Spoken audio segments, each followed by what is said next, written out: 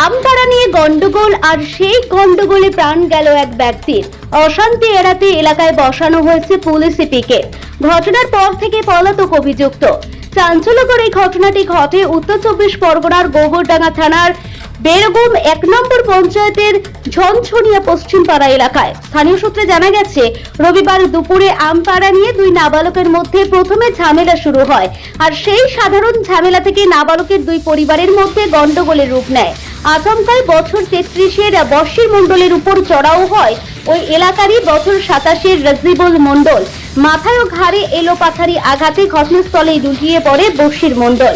সঙ্গে সঙ্গে পরিবার এবং স্থানীয়রা মিলে বশির মণ্ডলকে হাবড়া হাসপাতালে নিয়ে যায়। হাবড়া হাসপাতালে চিকিৎসা চলছিল। সোমবার তার শারীরিক অবস্থার অবনতি হলে বারাসাত মেডিকেল কলেজ ও হাসপাতালে রেফার করা হয়।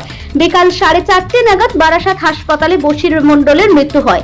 ইতিমধ্যে অভিযুক্ত রাজিবুল মণ্ডলের বিরুদ্ধে খুনের মামলা রুজু করা হয়েছে গোবরডাঙ্গা থানায়। গোটা ঘটনার তদন্তে গোবরডাঙ্গা থানার পুলিশ। তবে মৃত বশির মণ্ডলের বাড়ি এবং অভিযুক্ত রাজিবুলের বাড়ি একই এলাকায় হওয়ায় কোনো রকম ভাবে যাতে অপ্রীতিকর ঘটনা না ঘটে সেই কারণে এলাকায় বসানো হয়েছে পুলিশি পিকেট।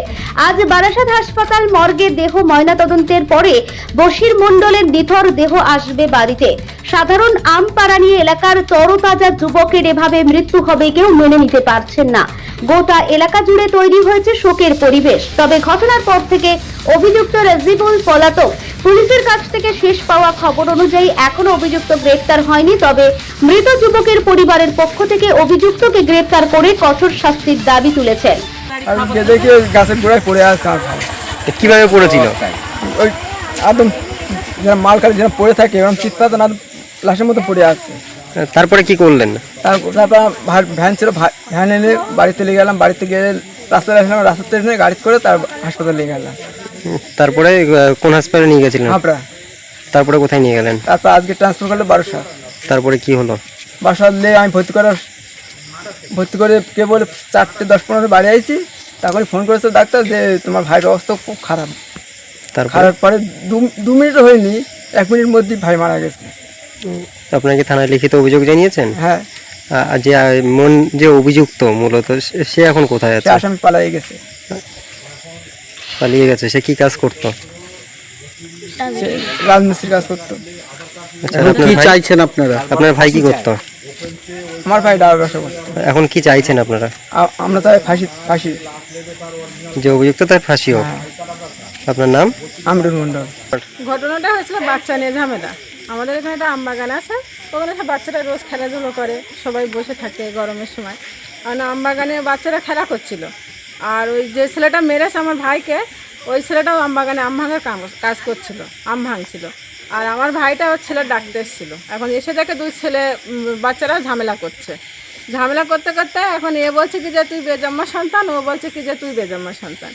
তো এখন এদের দুজনের মধ্যে মুখ বলাবলি হয়েছে যে আমার ছেলে যদি বেজন্মা হয় তাহলে তোর ছেলে কি, তাহলে তোর ছেলেটাও বেজন্মা।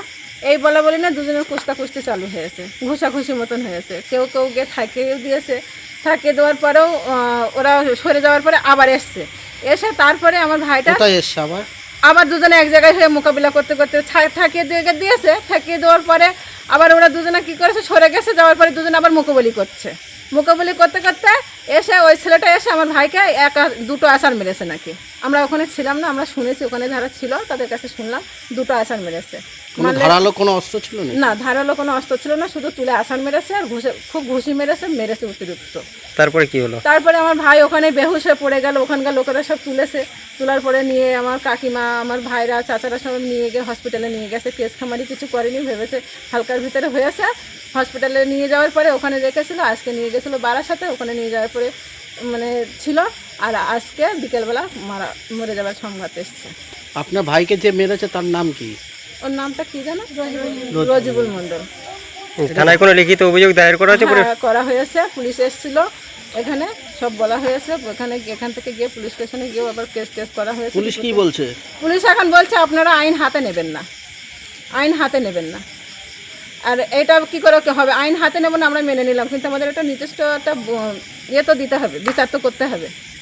আমার ভাইটার যে মারা গেল, তার 2টো ছোট বাচ্চা আছে, তারা কি করে খাবে? গরিব মানুষ, ডাব কেটে খাতো, কি করে খাবে? অভিযুক্ত ব্যক্তি কি এলাকায় আছে?